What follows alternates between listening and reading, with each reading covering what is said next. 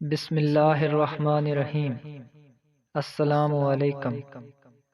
ایک بار موسیٰ علیہ السلام نے اللہ تعالیٰ سے پوچھا کہ یا اللہ، جتنا میں آپ سے قریب ہوں، آپ سے بات کر سکتا ہوں، اتنا کوئی اور قریب ہے؟